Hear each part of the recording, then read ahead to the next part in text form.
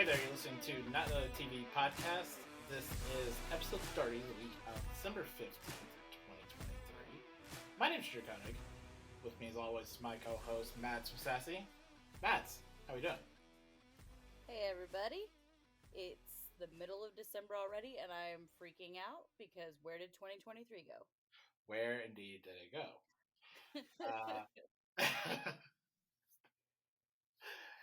It feels kind of fitting that we're ending that like this episode is like number 30 on like a nice round number.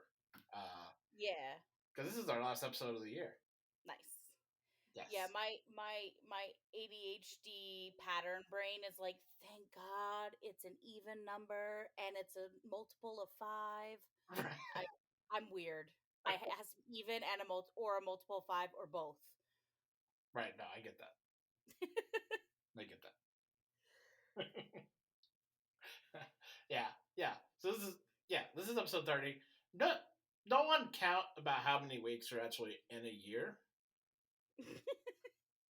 It's fine. We had to skip a few. It's fine. Don't worry about it. Listen, we have a life, and sometimes it doesn't line up for us to do a podcast every week. Right. It's been a weird year. We can say it's been a weird year. I went through a co-host. I went through getting different people on the podcast. Sometimes I wasn't here. Sometimes I was here. And we had a strike. So, you know what? It just also feels weird that, like, we're talking about, January shows that are coming back, and they're normally shows that would come back in September. And so it just feels very off. It does. It feels like 2020 all over again. Mm-hmm. And it's weird. Except I didn't watch competitive marble racing this year. Which maybe okay. I should have done. I actually should have done that again. And I didn't binge watch Suits this year, but, I could have. I would not have been the only one that did, because apparently it got its second coming this year. Yeah. Side note, if anybody hasn't watched Jolly's Marble Run on YouTube, go watch that because it's very entertaining. You have the most random things that you've watched. And I find it hilarious. Great. No, it's legitimately great because they treat marble racing as this, like, they treat it very straight, like marbles are real and they're alive and they're actually competing against each other, and the announcing for it's just very good. Yeah, it's so much fun. There were marbles that I hated. Do you understand that? Do you understand I watched this mad at other marbles? You watched enough that you're like, I have opinions. I do. I had legitimate opinions about other marbles that I wished would die in a fire.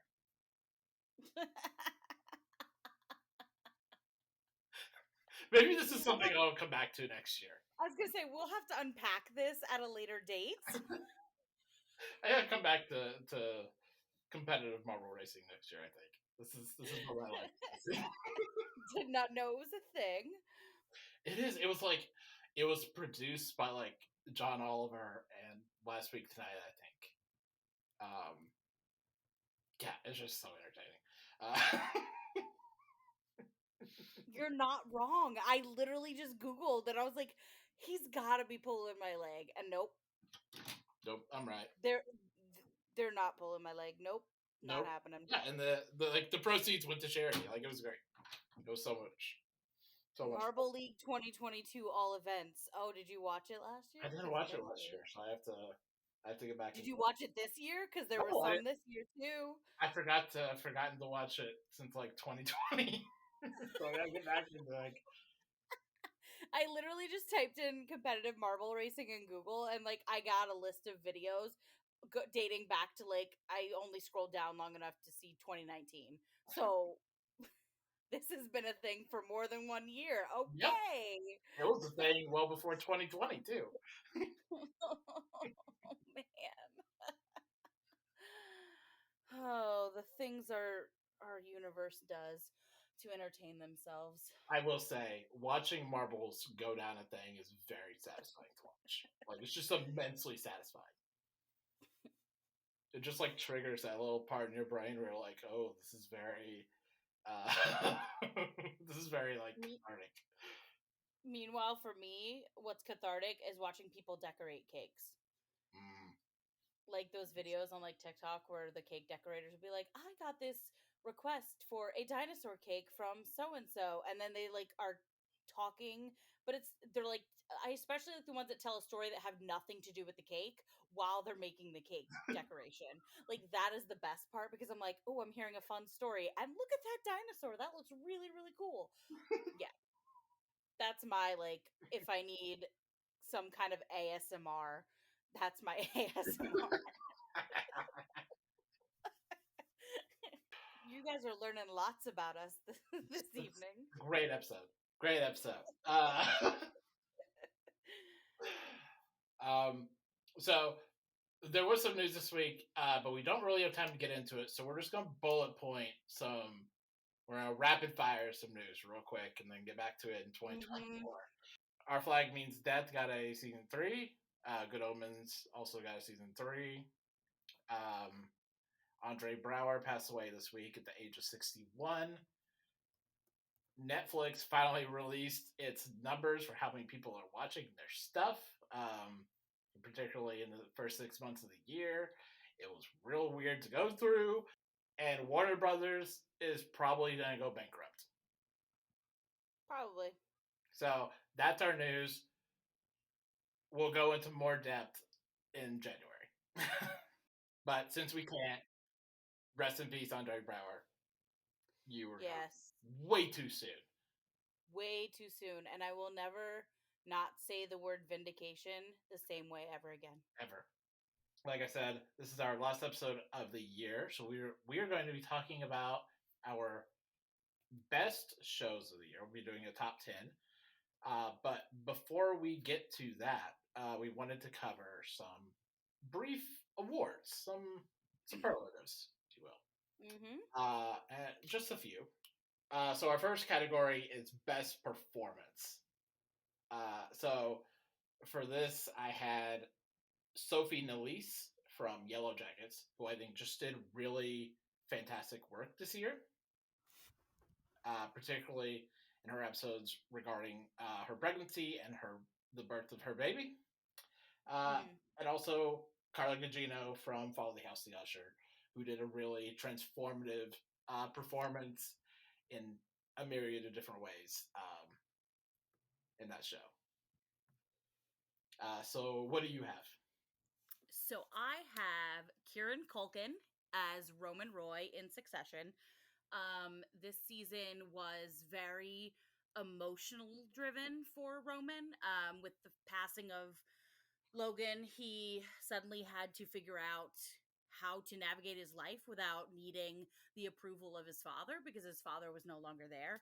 And Kieran had some really emotional, heavy scenes, especially at the funeral. And I think he knocked it out of the park. Like, he did a fantastic, fantastic job. And the other one that I have here is Nathan Foad as Lucius Spriggs from Our Flag Means Death.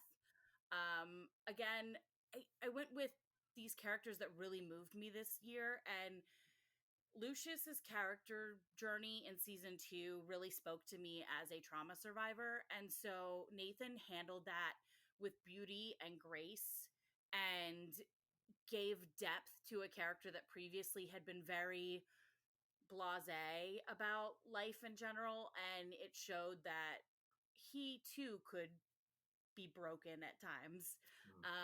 So those are my 2 picks for this year. Cool.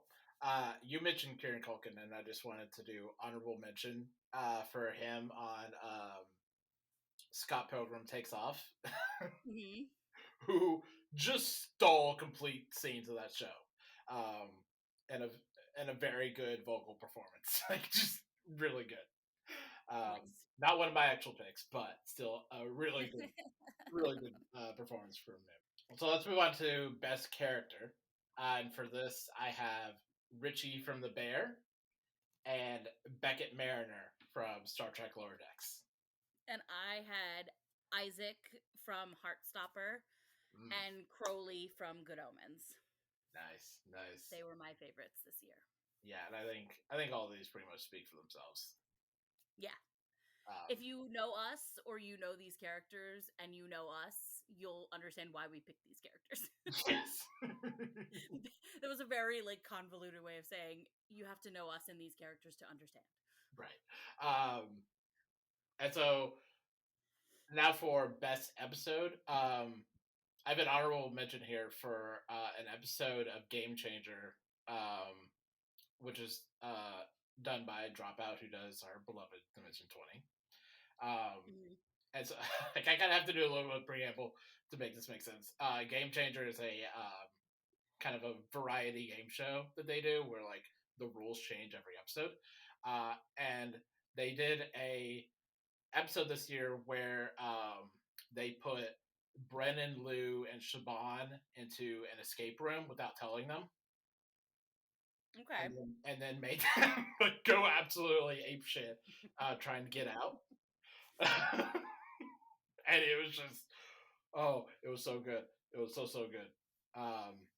If you subscribe to Dropout and have not gone to watch it yet, or even just gone to seek out the TikToks of it, it's just so great. But aside from that, what I have here is an episode from The Last of Us, A Long, Long Time, which was the Nick Offerman episode from this year. And also an episode that we talked about recently, The Amazing Rudy from Bob's Burgers, which destroyed me. Yeah, I have, speaking of Richie, I have The Bear, season 2, episode 7, Forks. And I thought for a while because I really wanted to pick something from The Bear. And I was like, do I want to go with the Christmas episode or do I want to go with the episode where Richie really showed us his all? And I decided to go with Richie showing us his all because it was such a beautiful dance. It was chaos and he just somehow, the least likely character to manage to pull it off, pulls it off in a beautiful sequence of events. And it's just a well written, well staged, well performed episode, and it was one of my absolute favorites this year, and I've watched it a couple different times. And the other one I picked was more of an emotional one. It's from Chicago Fire, season 11, episode 4, The Center of the Universe. And in this episode, a character that we had started to get to know and really care about, and who was in a relationship with one of the semi-staple characters on the show, because this show goes through characters like a revolving door. It's been on long enough, and their relationship was just something that was central to the show. The end of last season, beginning of this season, and in season 11, episode 4, Center of the Universe, Hawkins passes away in a freak accident at the end of an emergency. He goes to save someone from the doorway of a building they had just, put out the fire in, and the building collapsed on top of him. And it was just one of those oh my god, I can't believe they did that kind of deaths. That in retrospect you're like, was that for shock factor or was it necessary? And I'm still on the fence about it. So the fact that I'm still thinking about it all these months later tells you something. So let's move on to best line of the year. And I have a line from Abbott Elementary by Barbara. People have thrown dirt on my name. Others have thrown flowers. But it's Olive Garden to me. which I think is just a very good line. And also, one from again Richie from The Bear. I wear suits now, which is so simple, but really just felt like one of the one of the strongest lines that I heard this year. Yeah. Just like the power of that, just him walking in and being like, "Yeah, I wear suits now." Yeah, it's kind of perfect. For me, I have two. I picked Crowley, line from Good Omens when he's speaking to Gabriel Jim, and he says, I do remember very clearly the look on your face, Archangel Gabriel, when you told my only friend to shut his stupid mouth and die, and I did not care for it. Just the enunciation and the emphasis that David Tennant puts into that moment sent shivers down my spine, and I still think about it. It's not very like impactful outside of the show if you don't really know the show or if you're just looking at it as a line, but Mm-hmm. it is one of those scenes that, or it's one of those lines that evokes the entire scene. And then my other one was Lucius from this season of Our Flag Means Death, and I'm actually getting this tattooed on my arm. That's how impactful of a line it was. He says, "You don't survive at sea. You have to do things." Mm. And it's just one of those things that, again, as a trauma survivor, it's one of those things that, like, it reminds me you have to just keep going. You can't just stand there and hope that the world pushes you forward. You have to do it for yourself. I actually have an honorable mention that I forgot to bring up, Sure. which is actually from the most recent Doctor Who special from Neil Patrick Harris, and the repeating line of, "Well, that's all right then." Which I think it's just delivered so powerfully, with like each iteration of like every way that the Doctor has like failed in some way, and it's just, I mean, we'll get more into this when we come back for the new year, but Well, then I'm gonna throw in an honorable mention from that same episode, and it's the 15th Doctor saying, "I've got you," right. because that was also impactful. Because we've never gotten to see two Doctors in the same scene, like in that sort of way. And so, like, for him to say to his previous iteration, you're not alone in this, like, that was just so beautiful. Let's go to best ship. So I have four picks here actually. One is not serious, and the other three are. Okay. So for my non-serious pick, I have Sabine and Shin from Star Wars Ahsoka. Which, That's look, the most unserious one I've ever heard. maybe I'm a clown. Maybe I'm a clown. Okay, but if I'm gonna be at the circus, Vada Senko and Natasha Luberdizo are gonna be the fucking ringleaders. All right, they're fucking leading the march. Like I don't feel too bad about this one. Like, I might be a clown. It might never happen. This is absolutely setting myself up for disaster. But Absolutely, they're Bitso. encouraging us. Like, Ivana Senko likes every piece of Sabine Shin art on Instagram. Like, there's only so much I can do at this point. Honestly, out of my hands. Mhm. But for my more serious picks, I have Tyson Van from Yellow Jackets, Emily and Luz from the Owl House, and Riker and Deanna from Star Trek Picard. Oh yeah, that was this year, huh? Yep, sure was. Holy crap, I forgot Picard was this year. Wow. Anyways, my picks, I'm gonna go. I have a somewhat unserious one, and by unserious I mean it technically wasn't canon, but it was strongly alluded to in canon. And then there were obviously canon ones. But my first one is my sort of canon, not really. Rome Jerry from Succession. Roman and Jerry just have this great chemistry. And technically they weren't canonically together, but the actors were like, whatever, we ship it. So I feel like we're allowed to ship it. And the ending of the series made it open to interpretation on whether they could get together, so that's fine with me. And then my serious ones are Brettsey, which is Sylvie Brett and Matt Casey from Chicago Fire. I love them a lot, and our finale for Chicago Fire this year got us a Casey on one knee proposing to Brett, and we're hoping she'll accept.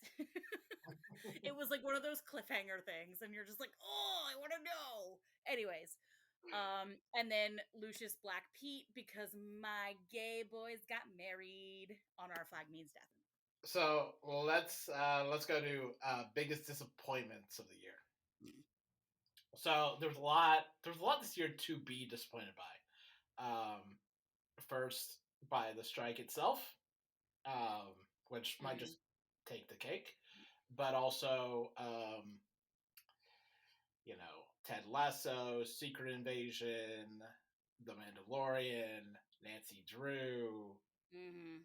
There was a lot that things that otherwise I think would have ranked really high on my list this year, or would have ranked it all on my list this year. Ended up not. Yeah, so just I mean overall just a fairly disappointing year of television.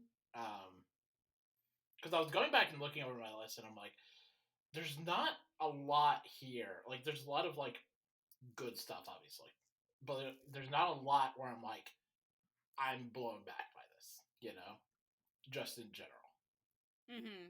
Like there's not a lot that I'm gonna be like, this is like an all-timer for me. Yeah. Like I have in previous years. So yeah, that's where I'm at with biggest disappointments. What about you? I mean, I wasn't as disappointed with Ted Lasso as a lot of people were. I almost said Trent Crimm as like a best character from the year because I really did enjoy his journey this year, but I ended up not putting him there because I was like, it wasn't as strong as other things. So like I guess in a way it was sort of disappointing, but not I think on the level that a lot of people were with this season. Secret Invasion was definitely my top pick for biggest disappointment. I was like went into it being like, it's a show with Nick Fury, I'm gonna enjoy this, and it was the worst 6 hours of my life. And I also have Ahsoka on this list of disappointments. Yes. Yeah. Because I really did expect a lot more out of it, and it just fell short on the writing and the organization of story, and it just was not cohesive enough for me. It was not a tight telling of these characters. They tried to rely too much on fan service, and it did not work out for them. Yeah. And yeah, I was disappointed by the strike. It definitely took a toll on this year. And the other thing that I was really disappointed with was, and I never thought I would actually say this because I adore the show so much, I was very disappointed with Miracle Workers this year. It's such a good anthology series, and I'm like, I doubt they could ever come up with a situation that I would not enjoy Steve Buscemi and Daniel Radcliffe's chemistry in. And they did End Times post-apocalyptic, and it was terrible. Like I just was like, and I went to see Daniel Radcliffe on Broadway last week, and I was talking to him about Miracle Workers at the stage door, and I did not have the heart to say to him, I absolutely hated this last season. I was like, yeah, it's a fantastic show. It's one of my favorites, minus season 4. But yeah, those are my things for biggest disappointments. Yeah. One other I wanted to bring up was Mayfair Witches, all the way from the beginning of the year. Which came off of a really strong season of Interview with the Vampire from last year. Mm-hmm. Yep. And then Mayfair Witches, which is very. It's not bad. It's just very blasé. Mm-hmm. It's very bland. So yeah, those are our biggest disappointments. So what show are we going to miss the most from this year? I mean, parts of the last season aside, I will very much miss Nancy Drew. This one came out last year, but I will miss Reboot, which was canceled this year. Yeah. Because that was a really strong comedy from a good lead performance from Rachel Bloom. So I'm gonna miss that one. Yeah, Nancy Drew kind of comes to the top though. I mean, if I want to get more granular, like a lot of just the CW in general, Mm-hmm.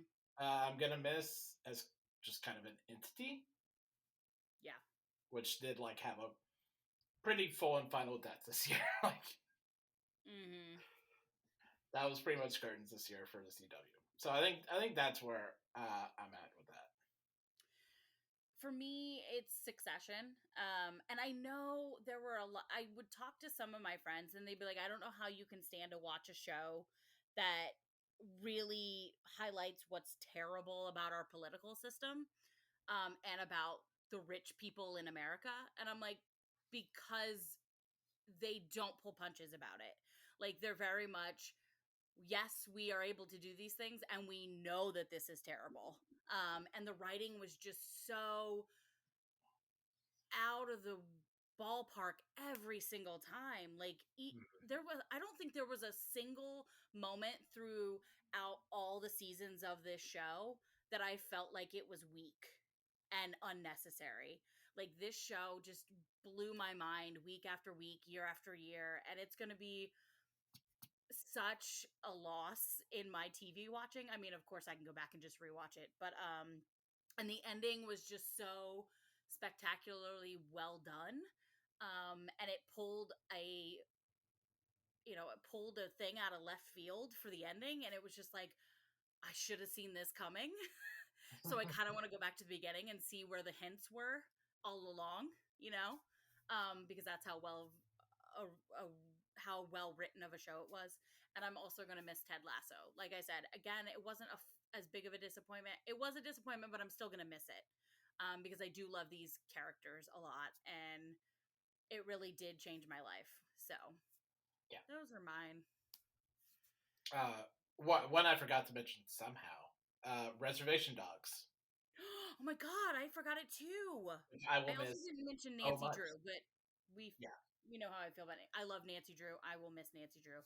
Yeah. But yeah, Reservation Dogs. How did we not talk about that? Oh God, I'm just my top 10 next year is gonna be so empty without it. Like Mm-hmm.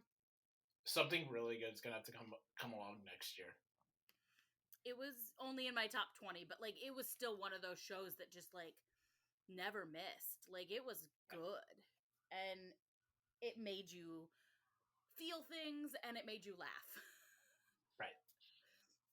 Which is hard to have that balance. Yeah. Yeah. Um. So what was the best, and to close this out here, what was the best non 2023 show you watched this year? Um so I've mentioned this a couple different times, but this year I rediscovered a show that I used to secretly sneak watch in my dorm room in college in 2008, because Showtime was added to Paramount Plus, and I'm talking about Queer as Folk. I rediscovered it, and I realized that 20 years later, that show still hits, and it's still, I mean, obviously there are things that we said or did in the early 2000s that we would never touch now, but that aside, like the show is still well done, and I feel like everyone or anyone who loves watching current queer television needs to watch this show to understand how revolutionary it was for the early 2000s. Right. And I couldn't decide between two of them. So that was one of them, and the other one was um the BBC streaming show Staged with David Tennant and Michael Sheen and their wives.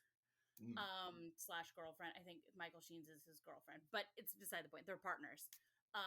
It didn't have new episodes in 2023, but I didn't watch the latest series until early this year when it came out late last year.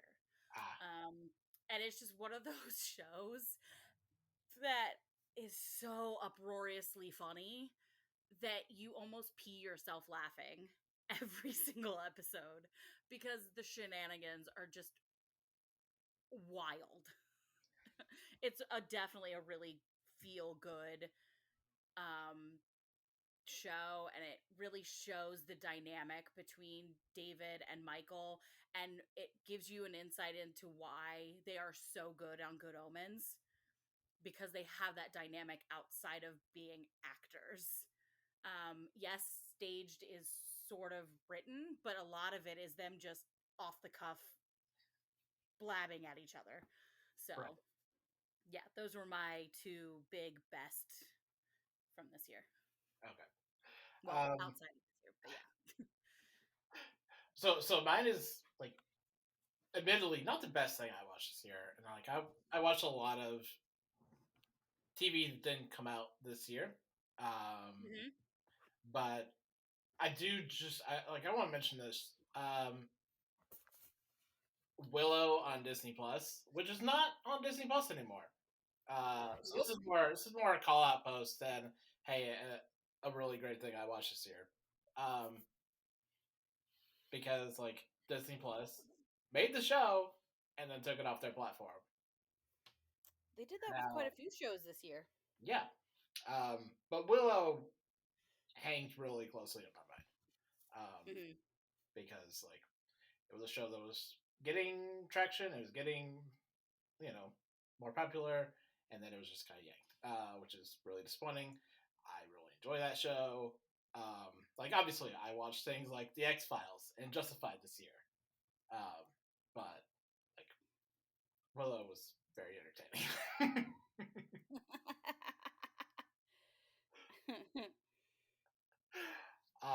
Yeah, so those are our awards for this year. It's been a weird mixed bag of a year. Never was a cornflake girl. Thought that was a good solution, hanging with the raisin girls. She's gone to the other side, giving us a yo-heave-ho. Things are getting kind of gross, and I go at sleepy time. This is not really, this is not really. Let's move on to our top 10 of the year. How did you end up making your list? Getting into this a little bit. So I went based on, okay, what are the shows that I watched, and either A, they left a major impression on me, or B, I watched them multiple times. Because a lot of shows nowadays have, only like 13 episodes max, so like you can go and rewatch a whole season and not spend a lot of time. And then after that, I kind of was like, okay, what were some shows that had moments that really stuck with me? And were there any shows that just I've loved for a while now and they've just kind of stayed there? Those were kind of generally lower on my list. But yeah. Right. It was very not too complicated.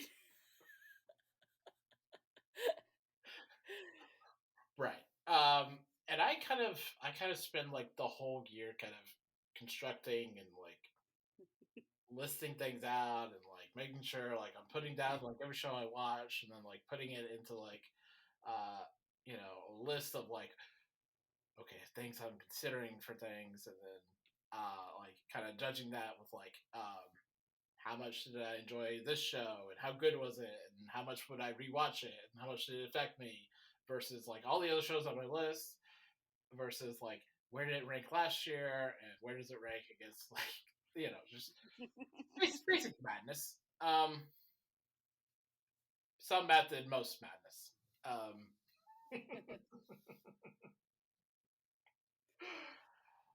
uh, but yeah, like that's mainly how I went with it. I make a top 20 every year. Hmm. It's mainly just what's easiest for my brain to do. Because if I don't, I feel like I don't mention a lot of shows that I really deeply enjoy throughout the year. And Yeah. then I'll feel like some pressure to like try to slot them into top 10, and it would just be madness. It would be complete anarchy. Yeah. But like, um, 20 through 11 is like good shows that like can't quite break in, or I can't justify breaking in to the top 10. Um, 10 through 6 or like 10 through 7 are like good shows that I want mainly to mention. Um, Hmm. and like 6 through 4 are like kind of yes, very good. And then top 3 are like these cannot move at all. They are very set in stone. They're very concrete to me. Um, so that is the way that I do this. That's valid. So at top 10 for me, I have, and this was no one is more surprised than I am that this is where this is, or even ranked at all. But it is Scott Pilgrim Takes Off um, on Netflix, which um, was an animated show made by some of the same people behind both the comic and the Edgar Wright film from 2010. And it really did feel like a re-examination of Scott Pilgrim, um, and it's both a remake and a sequel of that. Um, that did not feel the need to just like do the Scott Pilgrim meets a girl, has to fight a lot of people for the girl, gets girl as Hmm. prize, which is like what kind of bothered me about Scott Pilgrim as a story to begin with. Um, Hmm. and the extent of like, oh, Scott Pilgrim won at the end, which is like also bugged me for years. Here it takes it on a very different route, and I think the smartest thing this show does is take Scott Pilgrim more to the background, and Hmm. focuses more on uh, some of the side people, and but also like Ramona and the ex boyfriends and the ex girlfriend and some of the people in Scott's life. It just feels like a very smart reconsideration of this story and the kind of, for lack of a better word, the mythos surrounding it. Um, but also, this brings back a lot of the actors involved in the 2010 movie and slots them back into the roles without making them just look like how they do in the movie, and instead has him appear more like their comic book counterparts, and it works really well. Everyone in this, like, it's almost like they looked at the movie and went, "What doesn't need to be tweaked at all are the people who played these characters because they're so good." Hmm. Like I already said, Kieran Culkin kind of runs away with the entire thing because like he just slides in and just kind of takes over at certain points. But also like Mary Elizabeth Winstead is very good. Chris Evans does like a very good like gravelly macho performance. Like it's all works really well.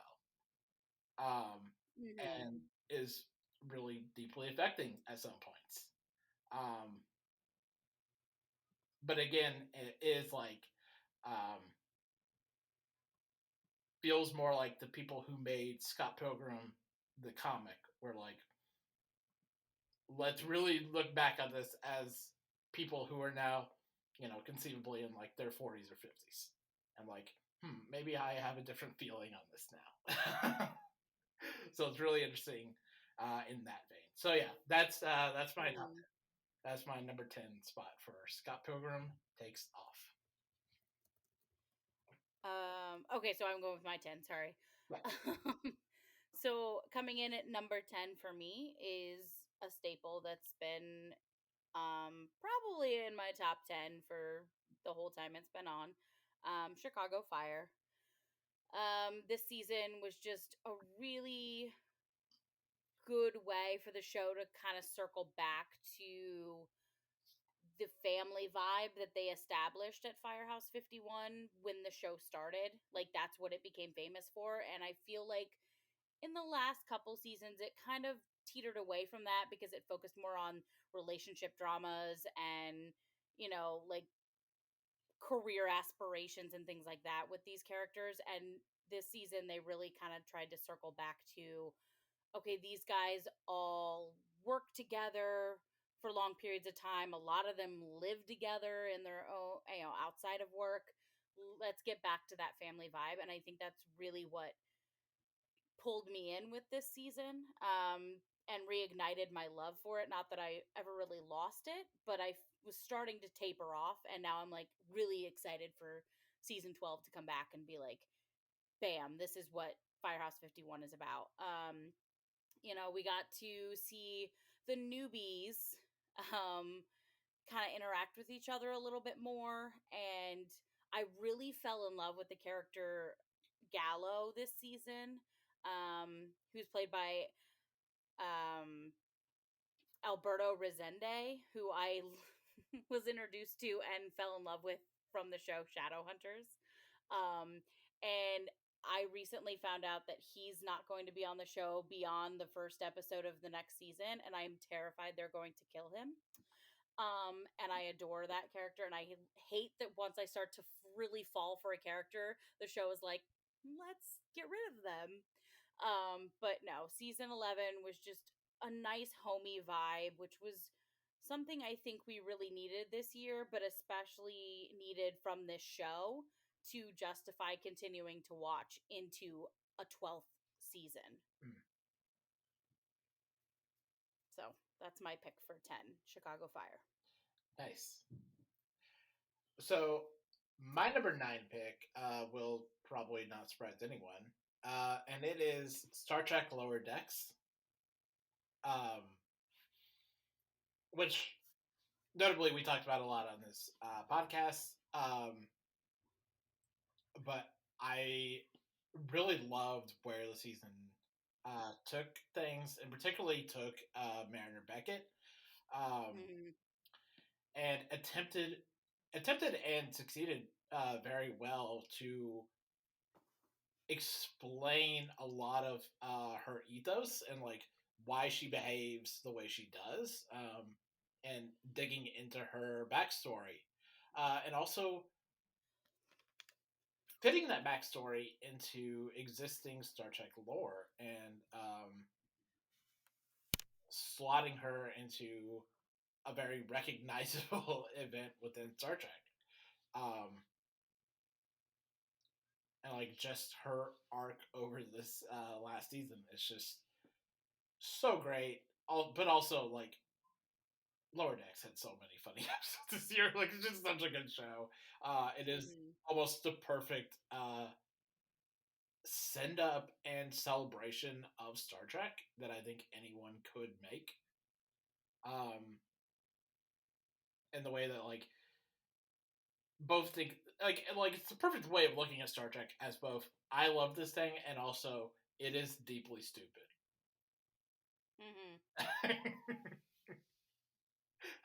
And also it's perfect. Like all three of these things like existing perfectly within this show.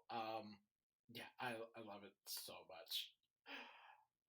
So yeah, that's my number 9 pick. I'm glad that's your 9 pick because that's something I got introduced to this year thanks to you. Like I had not watched Lower Decks, so I'm glad that I started to watch it. So. Yes.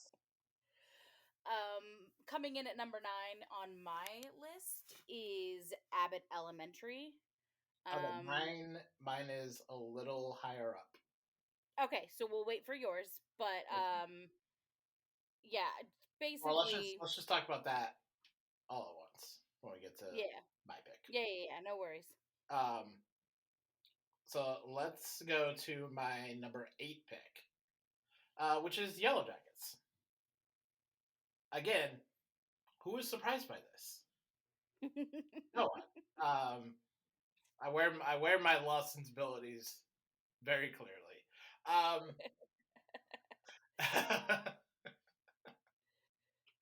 I'll say at the top here that while this was perhaps an inferior season to the first, and some of the modern day stuff is stupid, and I don't care very much about like the murder aspect of this, and some of the culty stuff didn't play out as thoroughly as I would have hoped. What really buoys this season, and to be clear, those things are what is keeping this from being a number 8 show and not a number 3 show. I just want to be clear about that. But what really buoys the show is all of the really strong performances and the 90s wilderness stuff. Coming off of last season, with what happens with Jackie, played by Ella Purnell, going into this season, and kind of the aftermath of that. And then like winter settling in and having to make a lot more difficult decisions with their camp and getting more into the the almost like fulfilling the threat of the show, which is the cannibalism part of it.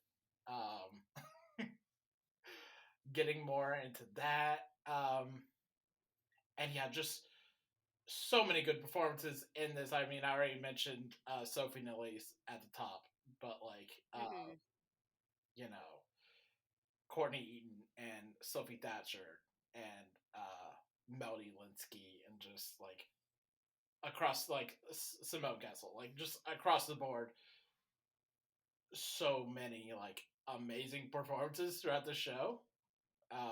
That even when like it's like, okay, this is dumb, it's still like, this is amazing. You know.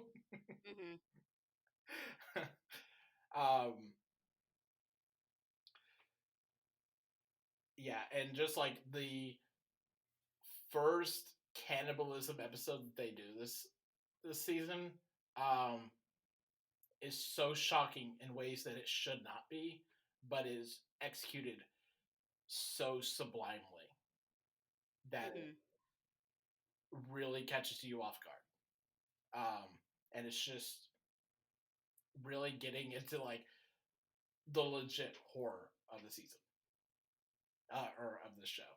So yeah, that's my number 8 pick, Yellow Jackets. Well, coming in at number 8 for my list is Ted Lasso. Okay. Not on my list. Yeah, I didn't figure it was on your list. I just, again, I kind of mentioned this earlier. I really greatly enjoyed the journey that the character Trent Crimm got to go on this season.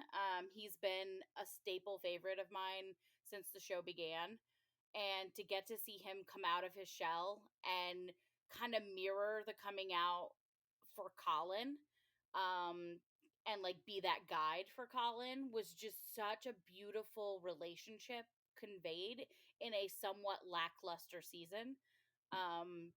So the things that kind of like keep it from being higher up on my list like it had been in years past, is that like I just felt like some of the stories didn't get resolved properly. They tried too much in a short season. I didn't particularly care for how things ended with Ted and Rebecca, but that's a story for another day. I feel like that's a shipping conversation.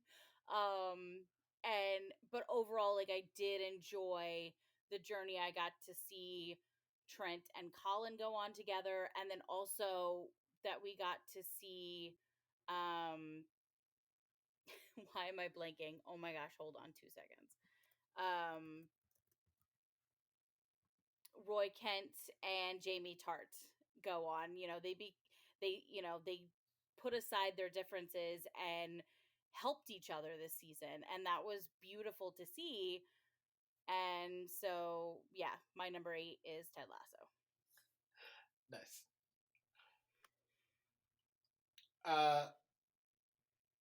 So my number 7 is Abbott Elementary, and so we can talk about this now. Okay. All right.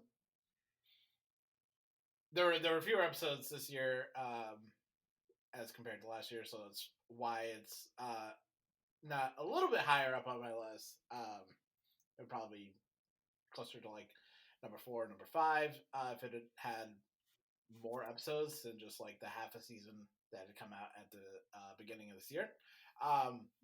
But I did really like the back half of the second season. Really kind of putting Janine more into the background, which I felt had been like a problem for Abbott Elementary in general.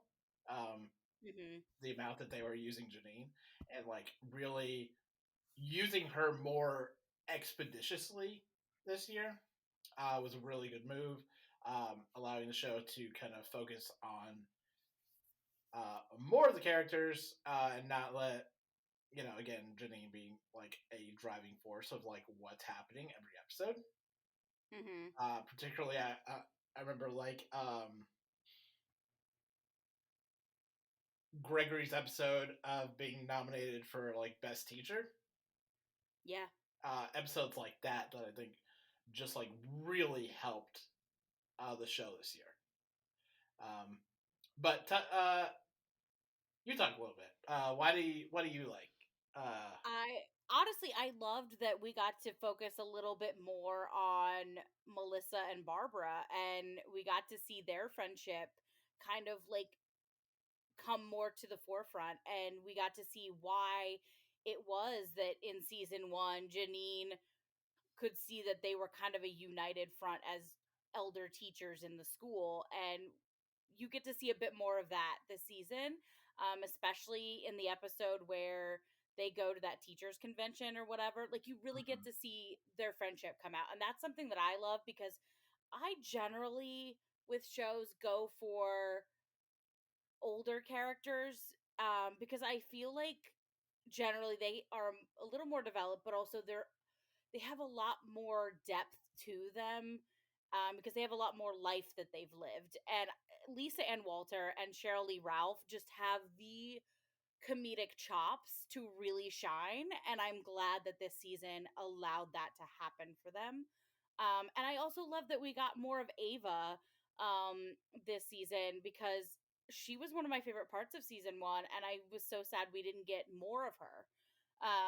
And it's weird for me to say, oh, I don't like a main character, but like, I don't hate Janine, but I'm glad we didn't have to deal with her all the time. Does that make sense? No, I'm totally with you. I'm very on the right. But yeah, like, I loved getting to see the older educators come to the forefront and be like, we're going to show you how you younger educators are going to survive. And I think it made the season a little bit stronger, but not strong enough, like you said, like to rank a little higher, because I feel like we didn't have enough time with it this season. Yeah. But also, it was good, but there were shows that were a little bit better. Right. Yeah. Yeah. But my number 7 is Star Trek: Strange New Worlds. I'm not sure if Okay. that's on your list. That's higher up on my list. So. All right, cool. So that works out perfectly. Yeah. So there we go.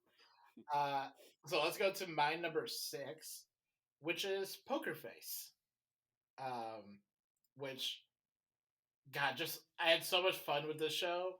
And it does feel kind of there were some shows from like before the strike that felt like just like a bastion.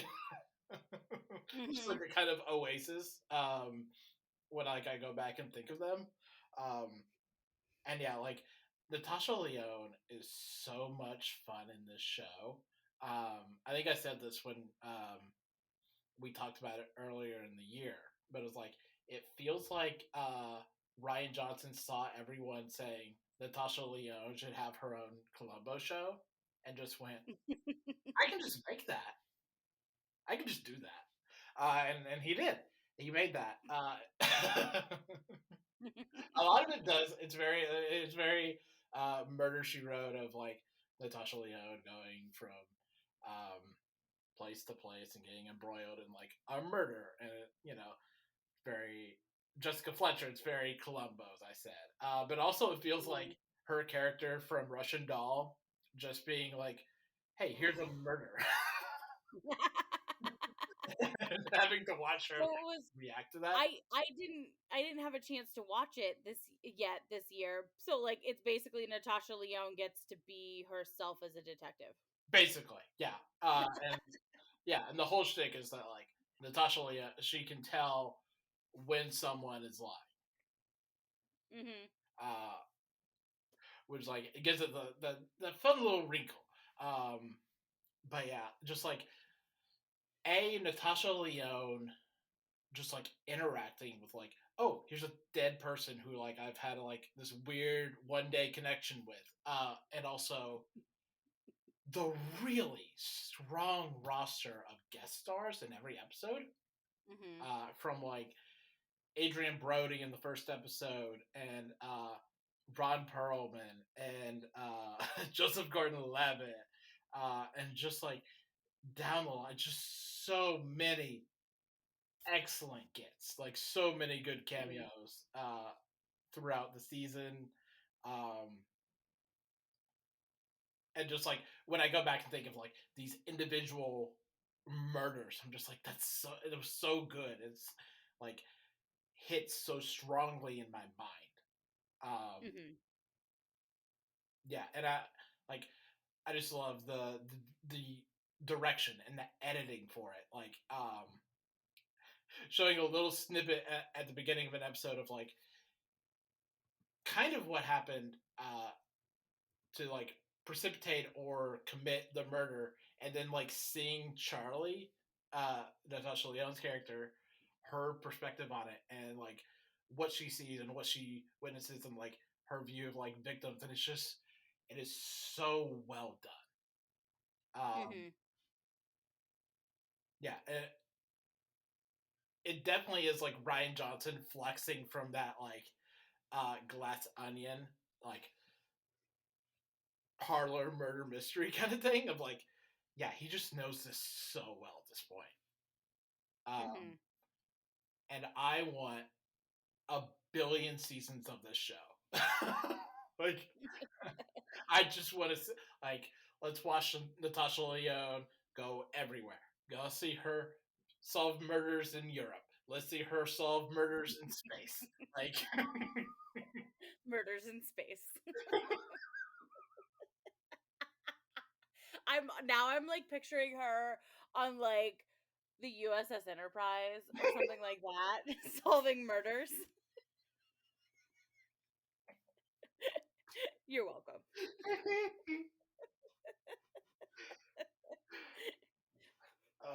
so, what is your number 6? My number 6 is Our Flag Means Death. Okay, that is number 18 for me. Okay, so we're safe. Here's the thing. Last year I ranked this show number 1. And oh, how the mighty have fallen, but not so far as 18. But I I give it credit because, and the reason it's kind of in the middle here is because I give it credit for the fact that Max renewed it with a slashed budget and a slashed episode count. So I knew that the creator wanted to do something more with what we were given and expand it out and space it out a little better, but he was not given the time to do so.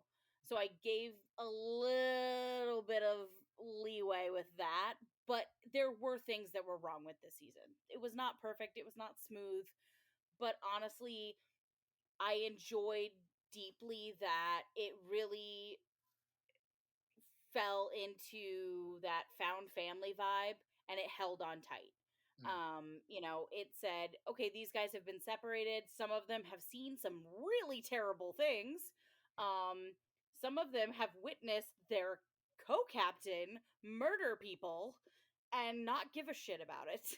And we're going to talk about what that does to the psyche when things like that happen. And they did it with humor, but not so much humor that it felt like they weren't giving credence to what had happened to these characters. And through it all, like, you got to see Ed and Steed grow a bit as they kind of navigated how to be together in their feelings. I don't feel like that was a strong suit for the season, because I felt like everything was rushed too much with them, that it just felt like we were jumping from one goalpost for a relationship to the next. Like, there wasn't really time between, oh, we've learned how to talk about something, okay, let's move on to let's be together. Like, it moved a little too fast for me, but it was still sweet if you look at it from a perspective of, oh, these characters have come a long way. Ignore the fact that it took 5 minutes to get here, but really technically it was a long journey. Like, you know what I mean? Yeah. It just it was it was a beautifully done second season. And honestly, they allowed moments for fun, like season 2, episode 6, Calypso's birthday. Like, that was just a fun episode. There were some crazy pirate shenanigans, but there was a party, and there was singing, and there was gaiety, and there was light and color, and it was fun. Um, there was some things at the end of the season that I did not agree with, but that is where it ranks, and that's why it has fallen 5 slots this year. Because it was good, but it wasn't as good as it was last year. Right.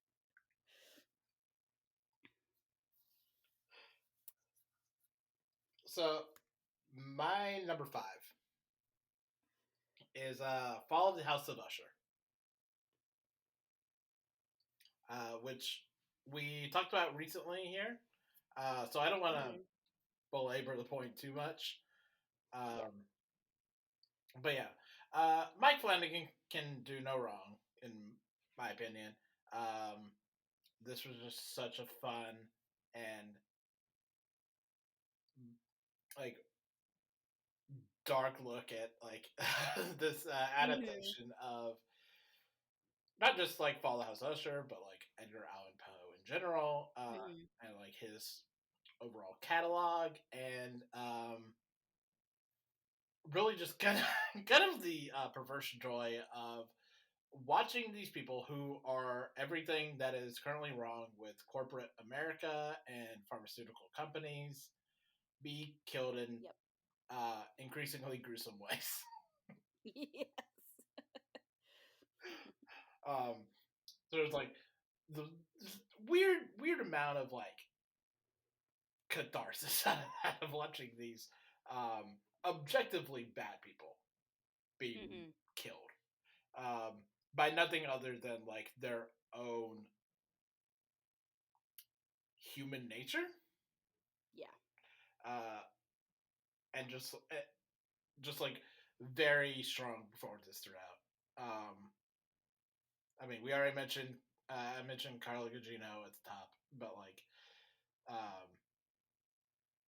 Bruce Greenwood, who like had very limited time to prepare for this show and just delivered so strongly. Like his his Lemons monologue is kind of god tier. Like the whole show is just freaking aces. And again, like Gugino is amazing. And it's just it's wonderful to behold, like the way the entire show unravels. Like it's so great.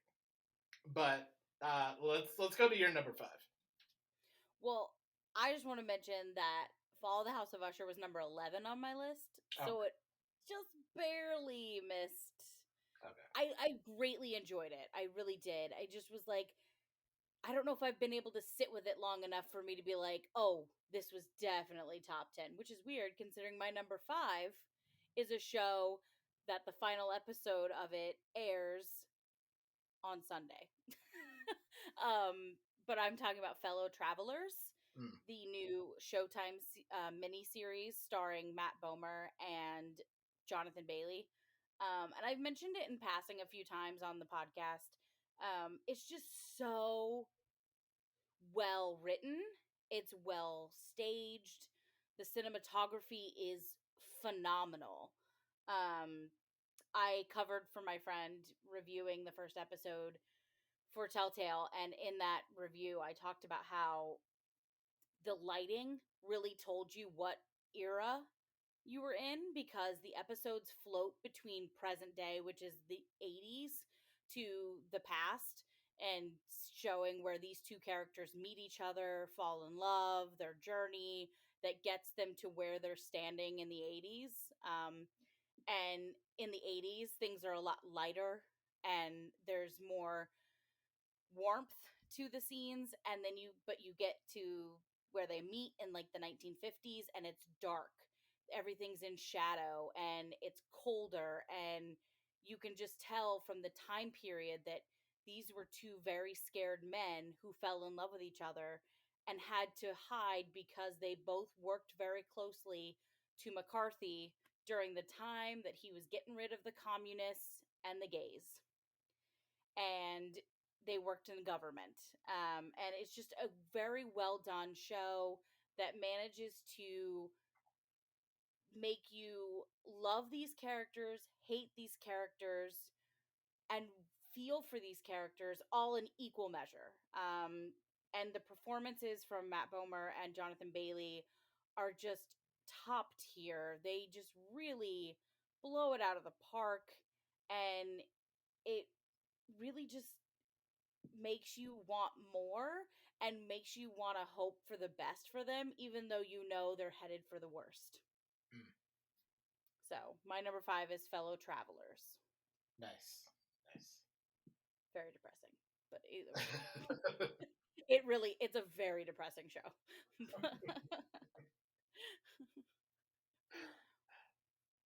So my number 4 is Star Trek: Strange New Worlds. So we can talk about that now. Yeah, I love the show. Like as a kind of like as a lifetime of as a lifelong Star Trek fan, like this really does feel like a kind of gift. Mm-hmm. It is like in the same way that like the Next Generation is like the platonic ideal of Star Trek. This also feels like the platonic ideal of Star Trek, you know? Mm-hmm. Like, and it's somewhat like there's a way of looking at it where it's like this is like kind of the safest look at Star Trek that could exist, but also very little about it feels safe, episode to episode. Mm-hmm. You know, doing like a crossover with an animated show um, into live action, or doing A musical a episode. musical episode, or doing a very dark uh, war crime episode that feels like it was ripped from like Deep Space Nine. Like very little Mm-hmm. about it feels safe. Um, Mm-hmm. at every point, it feels like it is taking a chance. It feels like it is doing something, and it has a voice, and it has something to say in a very Star Trek way. And it really does solidify, like, yeah, this is why Star Trek is my preferred star. You know, like this is why I like Mm-hmm. it to the extent that I do. Uh, you know, and then like all of the like really good individual character work this year of like La'an and Paul Wesley's Kirk and like number uh, Una and I mean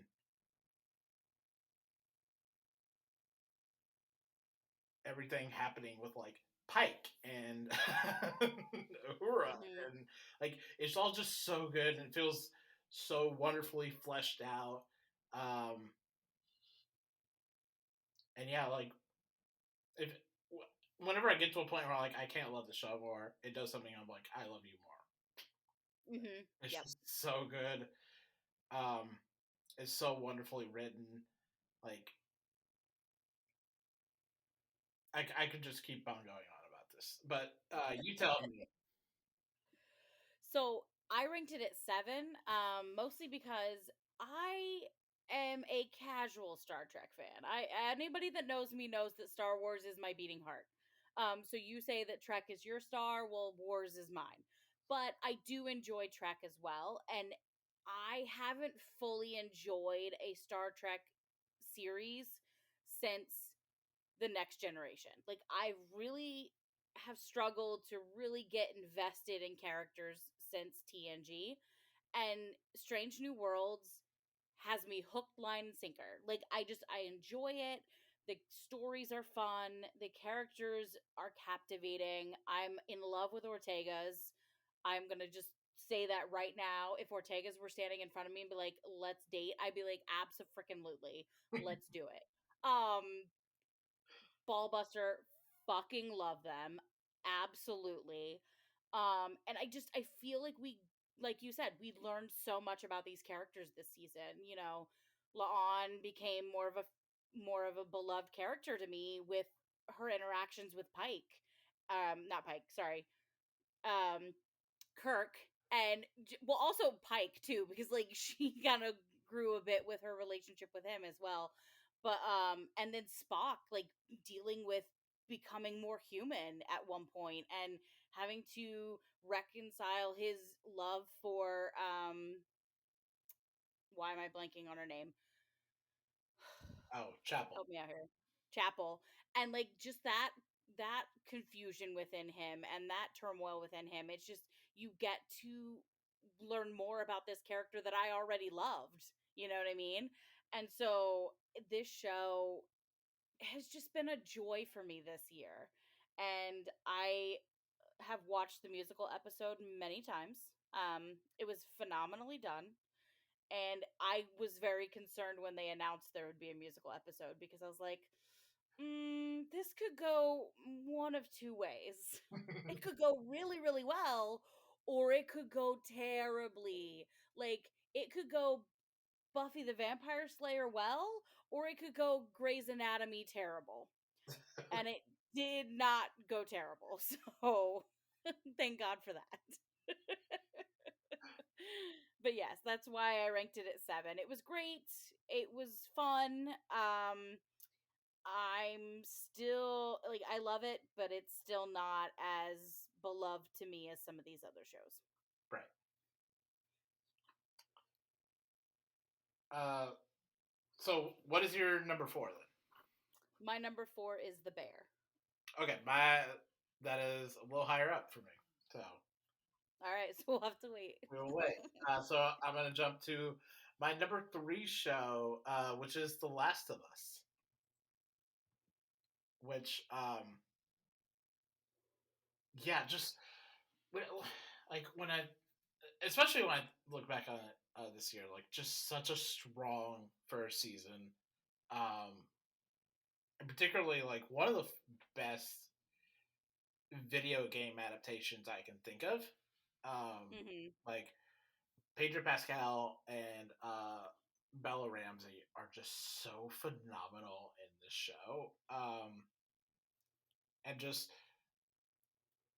for such a short season, I really enjoy like the little tangents that goes on. Like I already mentioned it, but like the episode revolving around Nick Offerman's character, like I just really love that episode. Or like the episode of a flashback between um, Ellie and her quote unquote friend who died. Um, just exceptionally strong stuff. And it's impressive, like when you like as a video game player. I haven't played the games personally, but like I know where the story goes, and like for you to know Mhm. where this first season ends and still be like, this is, I am in it. Like, that is a feat. Like, Yeah. there's the, um, Dave Gonzalez from the Fighting in the War Room podcast always says it's about execution, not the spoiler. Right? And this is such a great example of that. Of like, I can know exactly where this is going, but like, if you execute it so phenomenally, it doesn't matter, right? And The Mhm. Last of Us does it so well, and it changes things where it needs to be changed, and it changes course where the course needs to be changed, and like, I'm just so impressed by this adaptation. Um,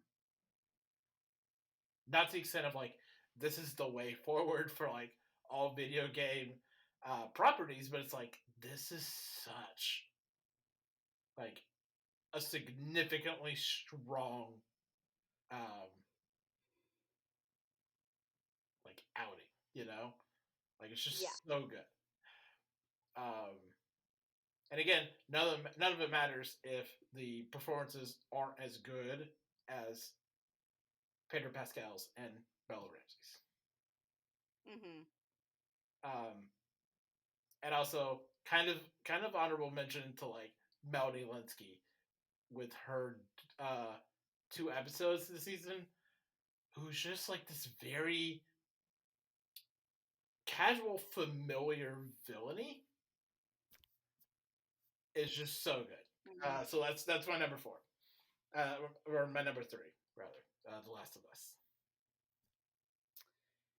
I'm just gonna preface this by saying my next three picks should surprise no one who knows me. Um, my top three should surprise nobody. Coming in at number three, I have Succession. This has been a show that I have adored from day one.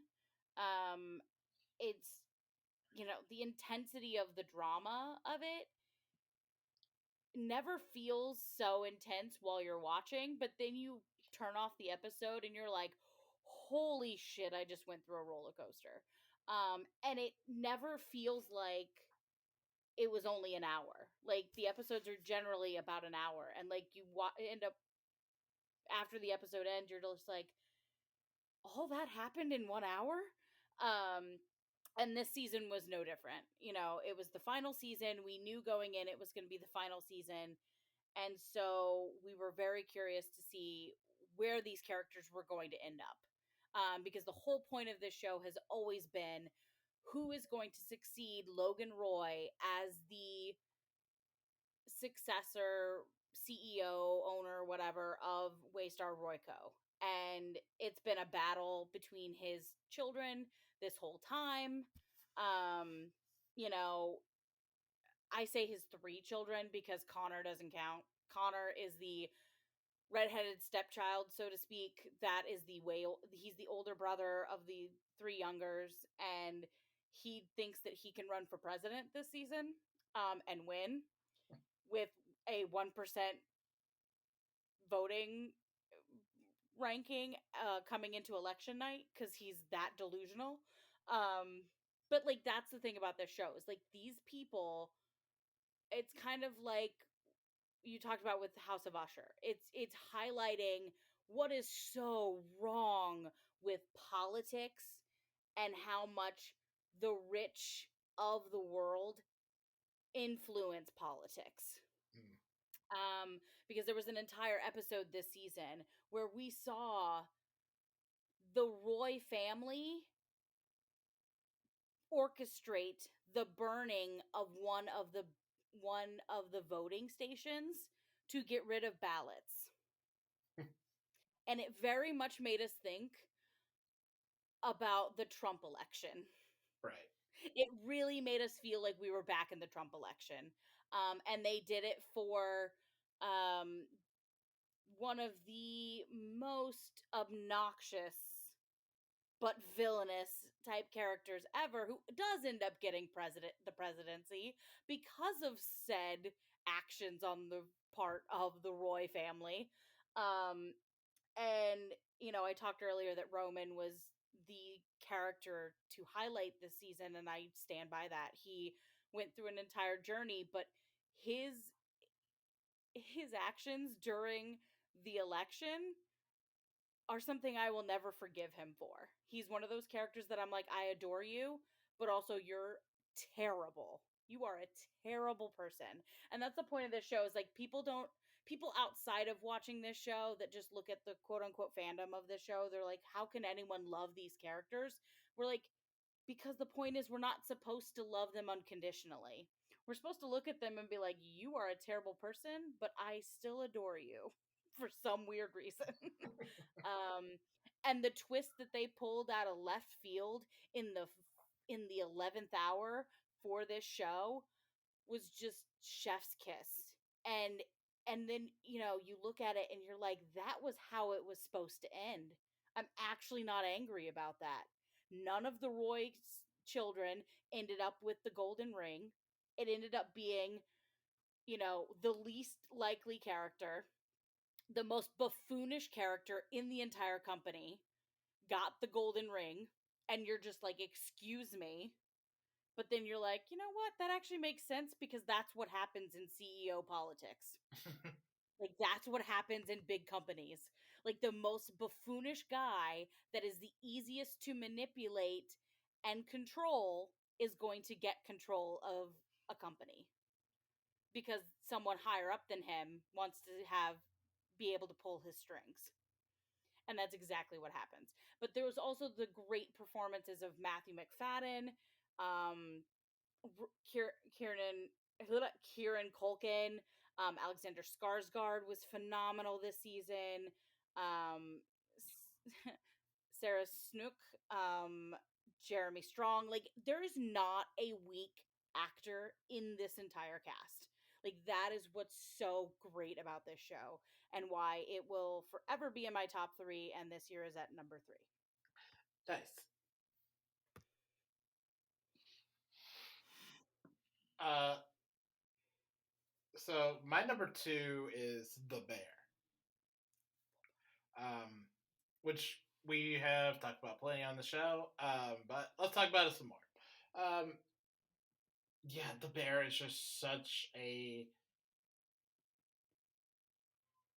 phenomenal show, and it had just such a great second season in particular. Yeah. Just had such highs. Like we've already mentioned, like Forks,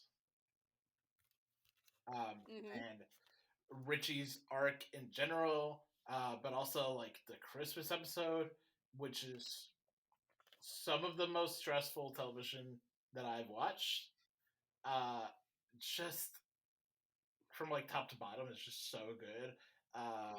Jeremy Allen White and Iowa Beery are just really pitch perfect. Like they have it really dialed in, even better than last season.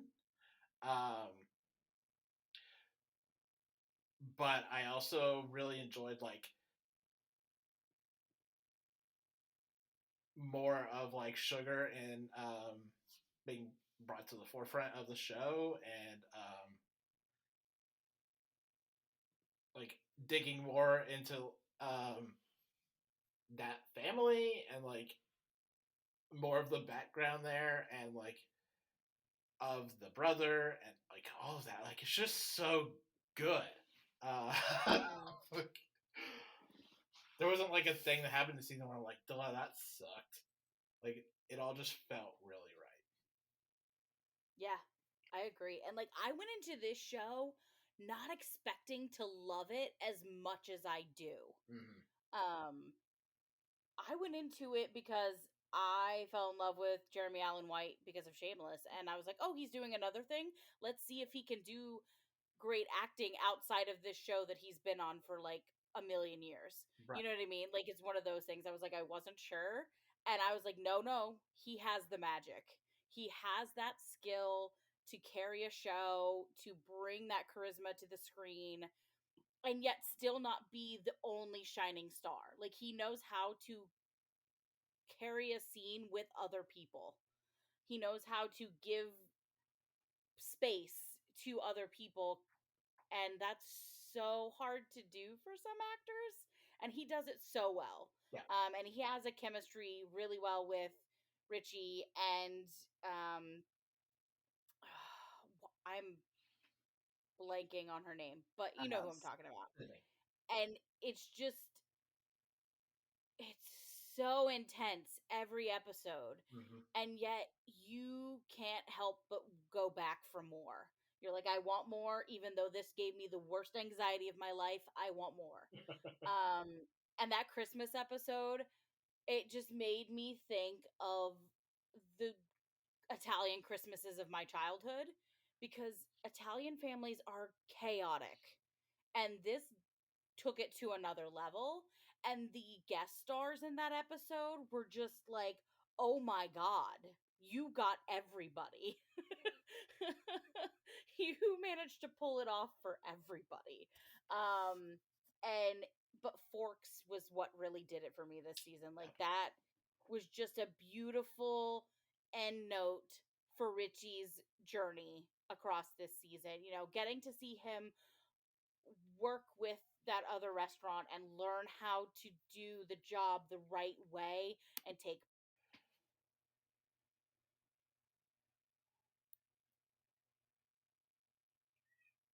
Okay. I don't know where you were at, but just. I don't know either. Whatever. The bear was amazing. That's all that we really need to say. Who knows if I stop mid sentence? It doesn't matter.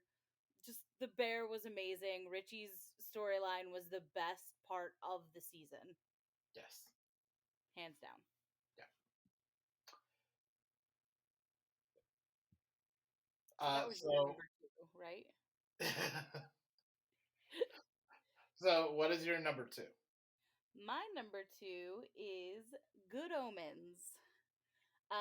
And I know that you did not feel as strongly about this season as I did, as per our discussion on the podcast. Right. That was number 16 for me. Right. And I just thoroughly enjoyed this season. And part of it was Jon Hamm is just such a phenomenal actor. And this season, we got to see him tear down that dickhead persona that he created for season 1's Gabriel and give us this very doe-eyed, innocent, naive Jim who thinks that the world is full of sunshine and rainbows and doesn't know anything about angelic beings and all these things. And he subtly is trying to get people to just be more loving and together and happy and blah blah blah, but it was still really well done. And of course, I'm always going to love Crowley. He's one of my absolute favorite characters of television of all time. And I loved him when I read the book years and years ago. And David Tennant just perfectly encapsulates Crowley. And this season, especially, David's ability to hone in the different emotional levels of Crowley throughout the journey of these 6 episodes. You know, we get to see him trying to navigate a world where he is not the Earth liaison from hell anymore. He's just a demon on Earth with his angel friend, you know, and he has to try and stay out of the way of the other demons to try and avoid being pulled into stuff he doesn't want to get pulled into. He also has to deal with these conflicting emotions that he's kind of kept under the surface and all this stuff this whole time, and he's having people notice those things. Human people notice his feelings, and and then in that final scene, David just manages to bring the emotion into that small little speech that Crowley gives Aziraphale when Aziraphale tells him that he's going with Metatron to heaven and rebuild heaven, and Crowley is disappointed. Um and it's very much a bridge season, so I know not as many people enjoyed it as much as I did, but I can see where the story's going, and so I'm very excited for season 3 that just got announced. I was very happy to get some romantic comedy moments this season, especially the call out to Jane Austen all the time, because I love Jane Austen and I love Pride and Prejudice, and all the different call outs to that book in specific this season was just like a nice little nod to myself. So my number 2 is Good Omens. Nice. So my number 1 was really clear to me, and it kind of wasn't close. And it's Reservation Dogs. I know yours was a bit lower on the list, but yeah, mine was 12. Yeah, God, I just loved this season so much. Like, it had just the highs and the emotional destruction that I really looked to with Reservation Dogs. Like the episode with the deer lady, and the 60th episode, and Alora meeting her dad. Also, like, what a good guest performance from Ethan Hawke. Mm-hmm. Like, God, I just adored this show so much. Mm-hmm. And it affected me on levels that, like, I don't think any other show on TV did this year. Yeah, just really incredible work, just all around. And the way it ends just feels kind of perfect and sublime to me. Um, Yeah. so yeah, that's my number 1, Reservation Dogs. All right. Well, my number 1 is Heartstopper. I had a very stressful, anxiety filled, not so happy year, and a show like Heartstopper was exactly what I needed to comfort me. And it did that, and I watched it. I've watched it no less than 6 times since season 2 was released mid year. I it's just, there's something about the open acceptance and just love that exudes from every moment in this show. And I love that it doesn't shy away from giving perspectives and representation that a lot of times gets overlooked, especially in teen driven shows. Um, and I loved that we got older people gay love, with the two teachers falling in love with each other during the Paris trip, and taking that leap and deciding to toe the waters with a relationship between them. But also, we got to see more disability rep this season, and we got to see more trans rep this season. And I personally got to watch my favorite character, Isaac, grow into himself and realize that maybe the reason he doesn't feel the same way as his friends is because he's asexual, not because he's broken, not because he's damaged, and to have that journey unfold for him was just a nice warm hug that I desperately needed this year. And I just adore Nick and Charlie as well. And it's just, sometimes we just need goofy, silly teenage love in our lives, as long as it's on a TV screen and not in our real life. Right. But yeah, so that was my number 1 pick, Heartstopper, because it just made me feel gooey and happy inside. Nice, nice.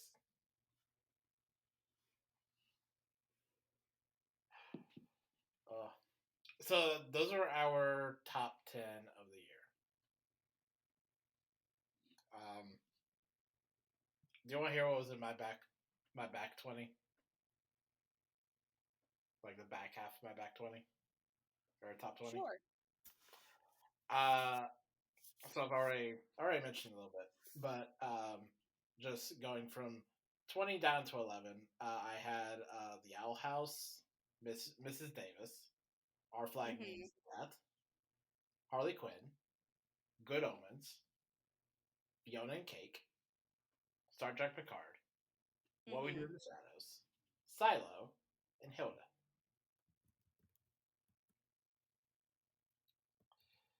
Uh, Nice. so a bunch of still really good television. Oh yeah, definitely. Yeah, Um, that's television I still really enjoyed. yeah, I mean, I kind of really only went up to went up to 14. But so I mean, I should have done 15, but I was like, I can't even think of another show. But my my bottom four, I guess you could say, were coming in at 14 was The Connors. Um, coming at 13, A Murder at the End of the World. 12, Reservation Dogs, and 11 was Fall of the House of Usher. Nice. I couldn't justify putting Murder at the End of the World because, like, I really started thinking about it, and like the crux for like a lot of murder mysteries is like, come gather around, I'll tell you who, who committed the murder. You know, Yeah. and for us to like, for us to have not watched that, I felt like incomplete. I don't know. Because I that part of it feels so essential to like the job. I've greatly enjoyed it. There have been some issues for me, but like overall I was like, this is a decent show of the shows that I've watched this year. Right.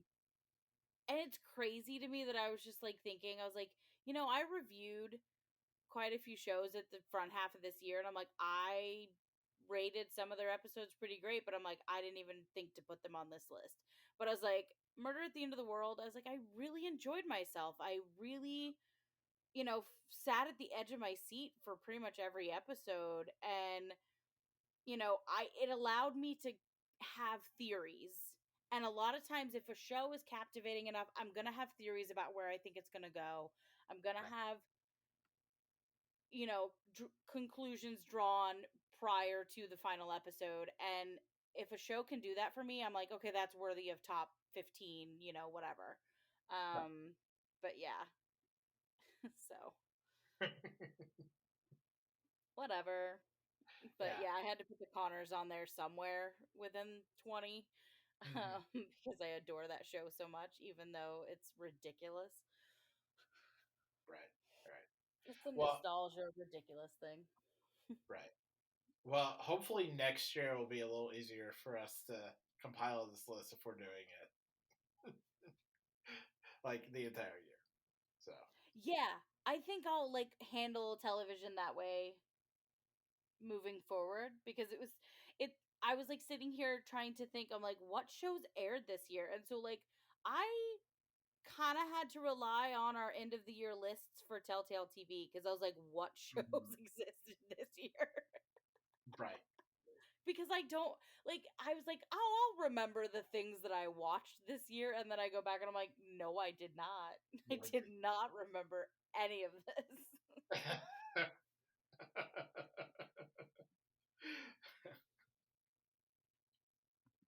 But yeah. Yeah. Yeah.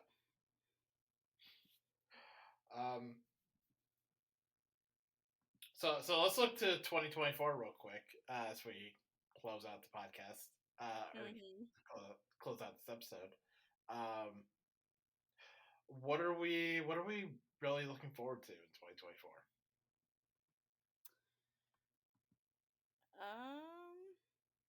I'm kidding. I'm kidding. I'm kidding. I'm really looking forward to more of the Connors. I'm curious to see where they're gonna take it now that. So part of the thing that's been central to the show has been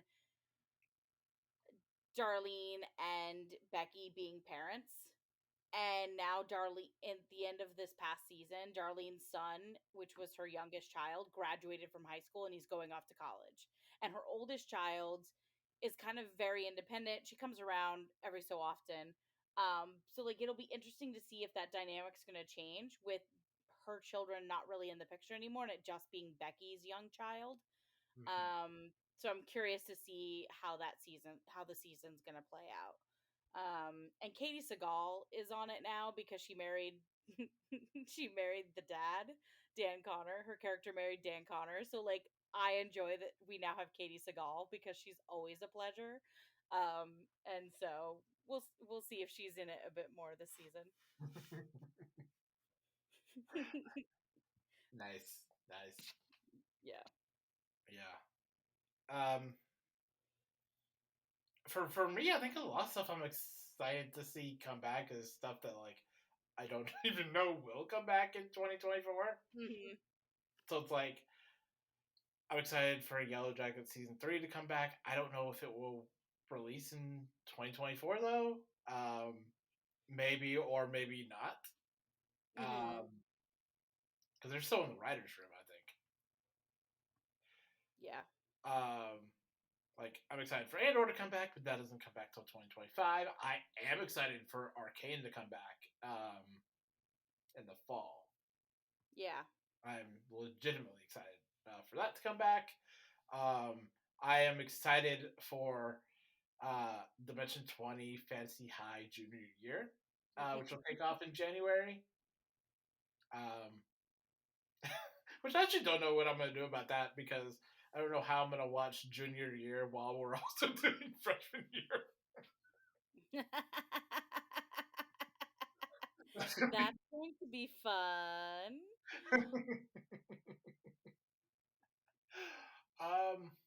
But yeah, I think those are like 2024 is gonna be so weird.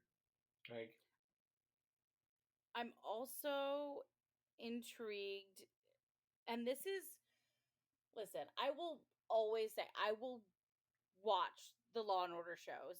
I enjoy them. I know they're stupid propaganda. I'm well aware of that. I just get it's just they've been a part of my life my whole life. So like I just feel like you know what I mean? I still enjoy watching them. Characters are interesting and I'm very intrigued to see if SVU will finally bite the freaking bullet and let Elliot and Olivia be together in a relationship. I'm waiting for it. We got very, very close last season. They came millimeters from kissing, and then Olivia was like, "No, I'm not ready for that," and walked away. And I'm just like, "No, we have been waiting 25 years. I need it to happen."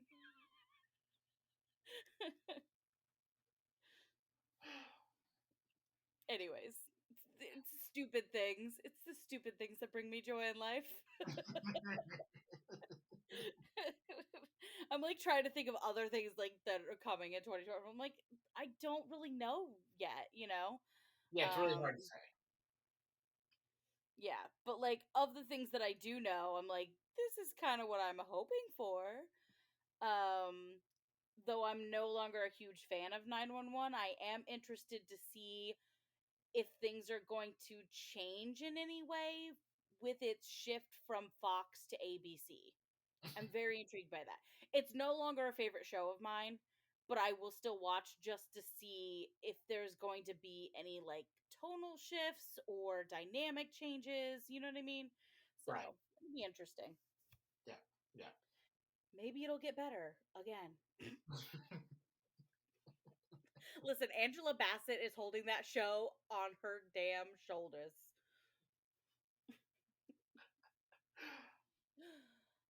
So, what TV New Year's resolutions do you have for 2024? Well, the number one resolution is to keep a log of the television shows that I watched this year so that my come the end of the year, I'm not scrambling to research what shows came out this year, what shows aired episodes this year. I will just have a list. I will know what I've watched. I'll know what to talk about. Um, and the other resolution I have for myself is I'm going to finally watch Riverdale this year just because I'm curious. I'm curious and I never Oh. watched it. And my roommate and I have decided we're going to tackle that beast this year. You know what? I forgot to mention that in like TV that I'll miss this year because like I didn't like always watch Riverdale, but I Mhm. really enjoyed hearing people describe Riverdale. Like I really enjoyed like our friends at the Aficionados podcast like try to describe Mhm. what happened every week on Riverdale, and I will miss that. Yeah, I'm that I have a really close friend that he's the guy that I'm like, okay, I can't fully trust your opinion on stuff because you say you love pretty much everything. Like he will go see Broadway shows and he'll be like, I loved it, and I will go see it and I'm like, this was shit. What are you talking about? So like I've learned to not really trust his judgment, but I did enjoy watching him react to Riverdale as he watched it over the years, and I'm like, I'm curious to know what the hell he's talking about. Because he would say something and I'd be like, what the hell is this show about? Because I'm very confused at this point. You know, I like to consider myself a kind of connoisseur of insane television, and Riverdale is Mhm. one of the most insane TV shows I've ever seen in my life. Yeah. Like I've seen some shit on TV. Very little of it comes close to Riverdale. It's just complete buffoonery. Yeah. um, but What are so your resolutions? yeah, my resolution for 2024 is I did this a couple years ago. I did this back in 2021, I think, but it didn't take because 2021 was a weird year. Mhm. So I'm trying this again, and it is to add more reality television to my viewing diet, Hmm. which will probably consist of watching a lot of uh, cooking competition shows like Chopped and Listen, especially and whatnot. But I will gladly join you on a cooking competition show journey. yeah, I highly recommend Master Chef. It's one of my absolute favorites. I remember I remember when I did this in 2021. I watched a show on Netflix called I actually forget what it was called, but it was a professional glass blowing competition. Mhm. Um, which A is an extremely wild extracurricular to be involved in. But also there's a thing in glass blowing where you put like your long stick with like the glass at the end in an oven. Mhm. Yep. And they Makes call sense. it a glory hole. Yes, they do. And they say the words glory hole approximately 50 times an episode. And the queer people are just like, that's not what you think it means. Why are you doing this to me?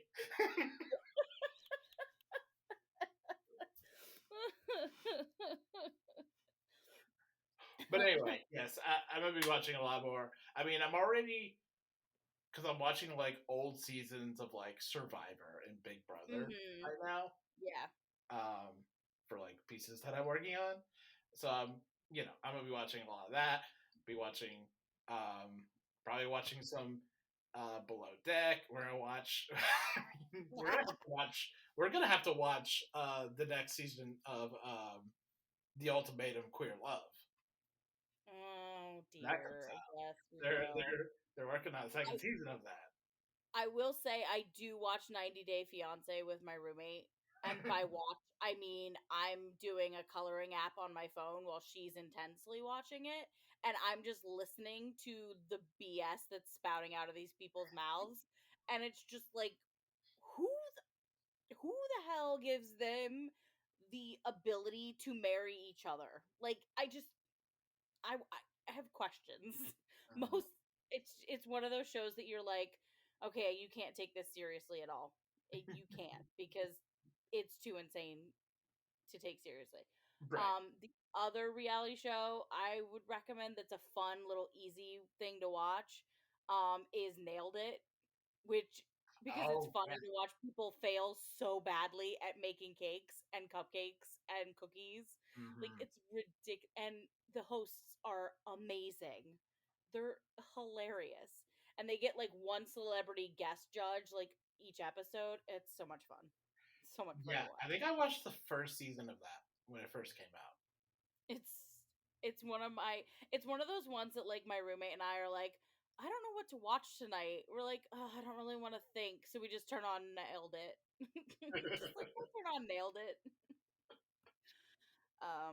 But that's good. I power to you with your reality show venture. Yeah, Um, there's like a big, like, I feel like I have a very like diverse amount of things that I watch, and then there's just like a mhm, black hole where reality television is, and it yeah, feels like I'm doing myself a disservice.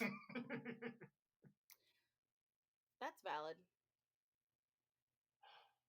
uh, no, I just thought of another resolution for myself. I'm going to also try try to watch more animated shows. oh yes. Um because I really only watch the stuff that you've forced down my throat in the last few months. And I find it very hard for me to like seek it out on my own. So I'm like gonna try to watch The Owl House, and watch, Very solid, very good. some other stuff. I don't know. I haven't looked and decided yet, but like The Owl House is definitely on there. Because I I mean, feel I like have, that's one genre I don't generally watch anything from, and so I feel like I'm maybe missing out on something. Maybe I'm not giving it enough credit. I don't know. right. I mean, I definitely have recommendations I can send your way. Absolutely, the queerer the better. Um, but yeah. Yeah. And I've really enjoyed Lower Decks. Like, I loved Lower Decks this year. And I'm just like, why didn't I watch this? Oh, right, because it was animated, and my brain immediately said, no, don't do it. So I need to fix my brain. Yeah. No, I would say like, yeah, Owl House is a great start. Watch Gravity Falls. Um, Mm. it's not queer, but still very good. Okay.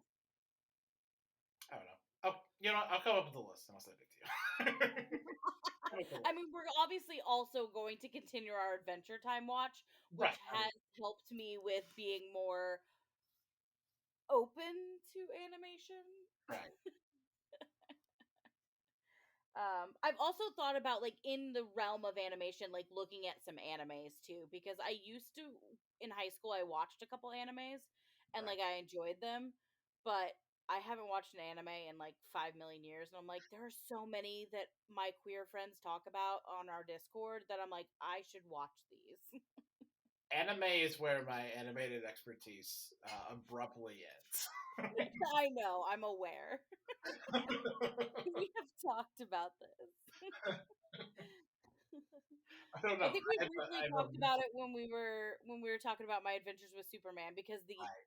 animation style was very anime-ish, Yeah. and you were like, I generally know that this is anime style, but that's where my knowledge ends.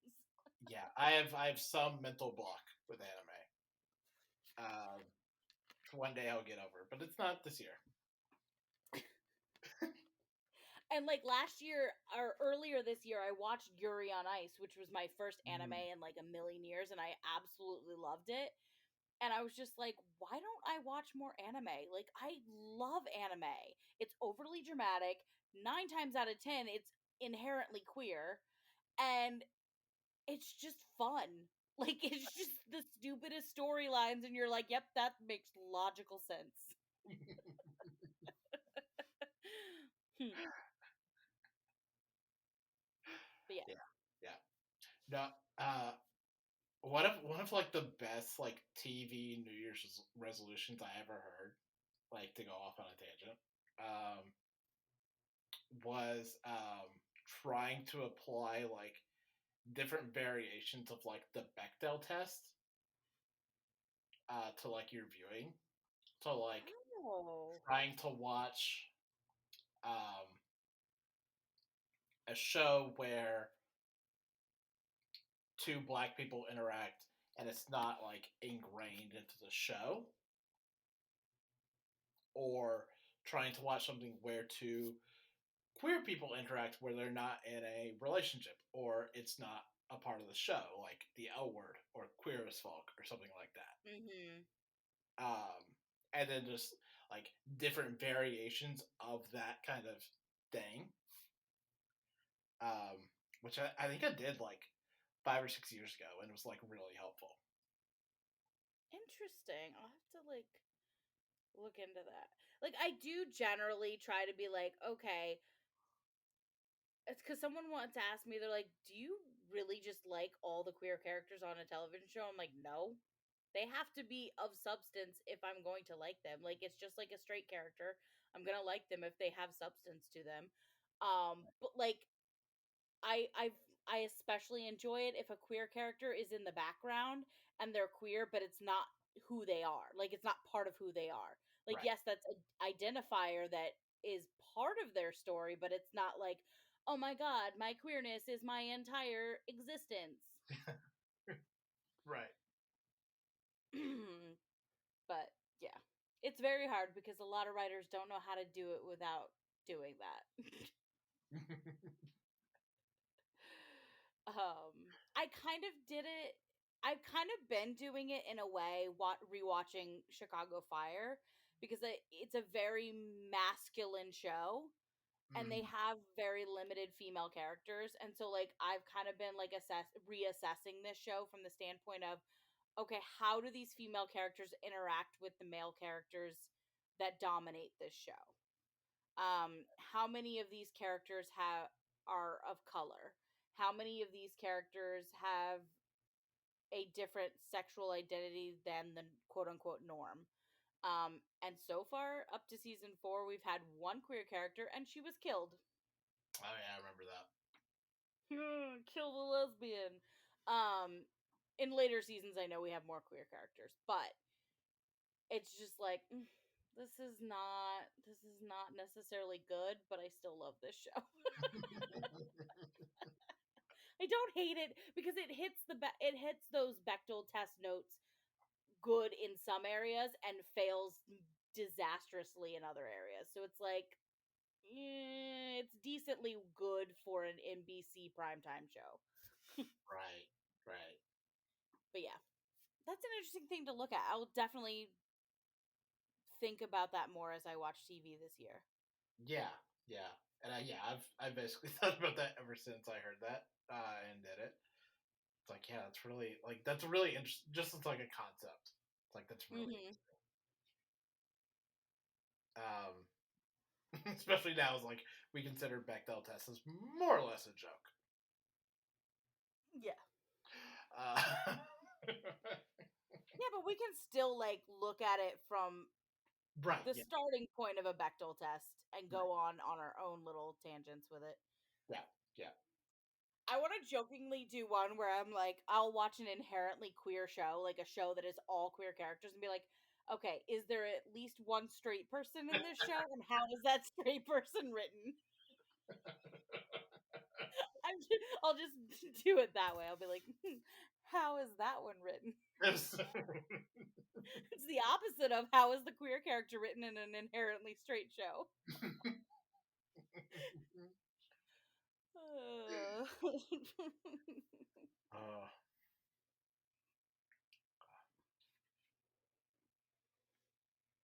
but no, like to go back to like your New Year's resolution. I wish that HBO Max had not deleted Infinity Train from its library forever, because that would have been, oh god, that would have been such a good pick.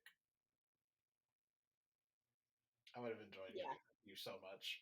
Um, it's very like Adventure Time esque, like Hmm.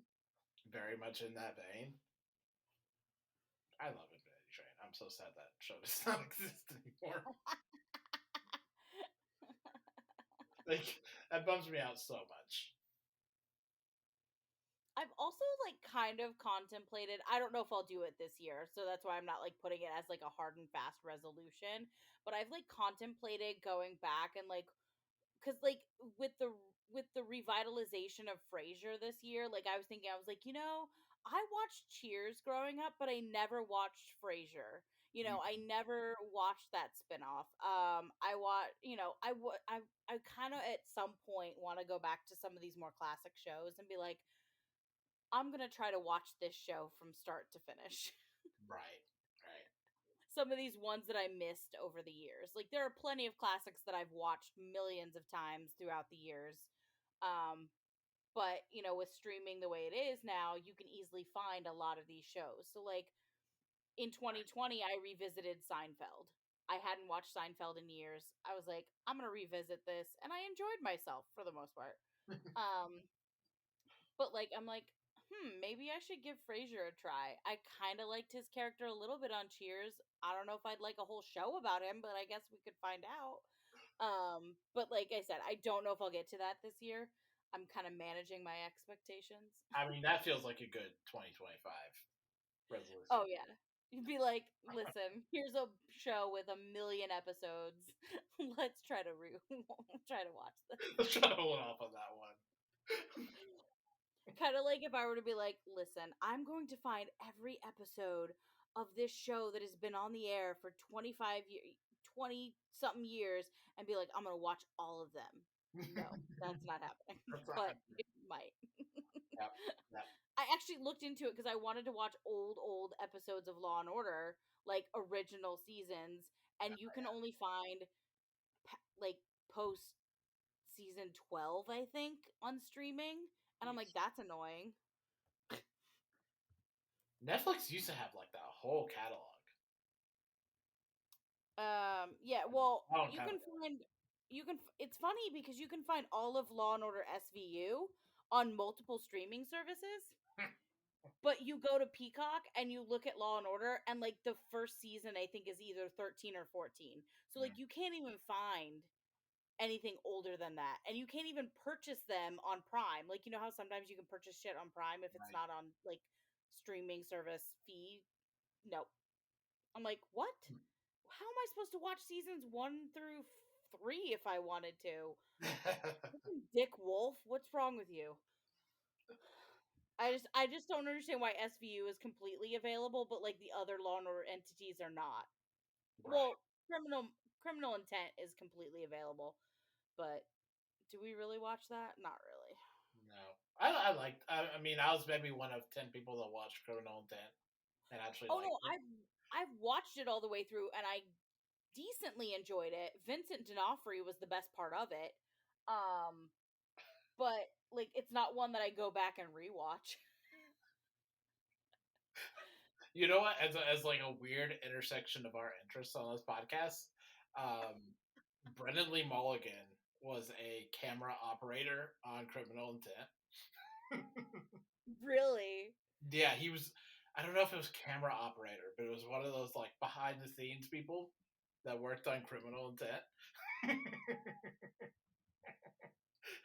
And it's so funny I to am talk about that show because he has nothing nice to say about that show.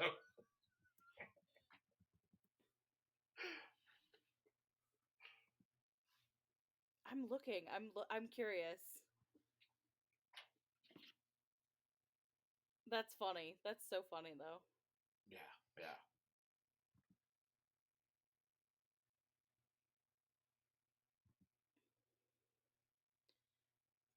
hilarious. Anyway.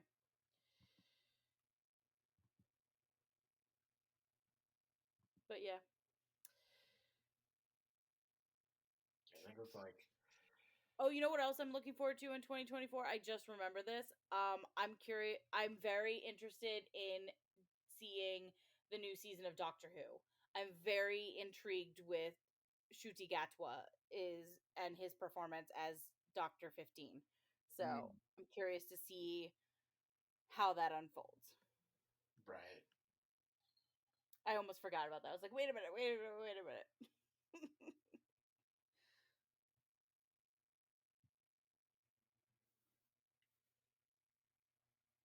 But yeah.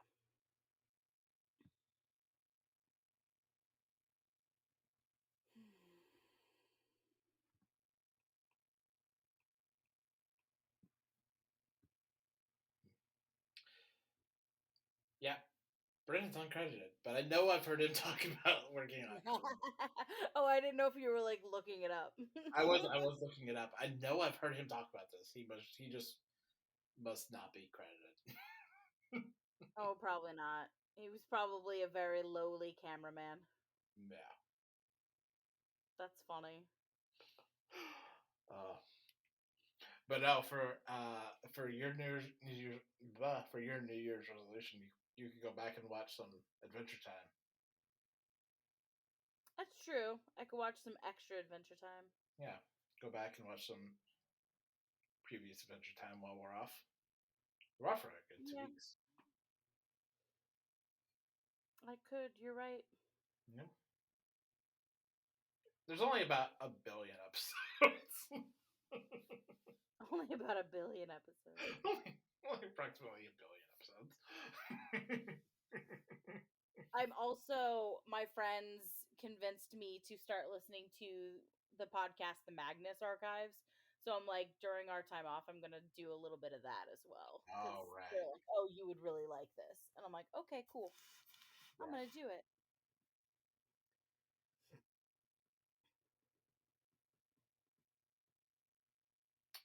Well, let's close out. Yeah. So that's it for this episode and for the year. Until we come back in January, and I don't know if I said this at the beginning of the episode, but Merry Christmas, Happy Holidays, and Happy New Year to everyone, especially whatever holiday you happen to be celebrating in the month of December. But until we come back, Mads, where can we find you online? You can find me on Twitter, Instagram, TikTok at DorothyNYC89. And if you want to try find me on Blue Sky, you can. I have not posted in like 3 months, but it is also DorothyNYC89. Nice. And you can find me on Twitter. I'm not really, I try not to be there anymore. But I'm there at the Drew Koenig, and I'm pretty much everywhere else at Drew Koenig. And go follow my Substack, drewkoenig.substack.com. We're trying to do more with my newsletter and hopefully more as we head into the end of the year and going into the new one. And also, you can follow the podcast at Not Another TV Podcast on TikTok, Twitter, Blue Sky, Instagram, YouTube, whole plethora of places. And you can find previous episodes of the podcast on Apple Podcasts and YouTube. Be sure to subscribe and leave us a review. Be sure to email us at notanothertvpodcast@gmail.com with any thoughts, comments, questions, whatever you want. Send it our way. Until next week, or not until next week, until the new year. Please remember, don't go in the ocean. It's none of your business. You might be getting eaten by a whale. Good day. Indeed.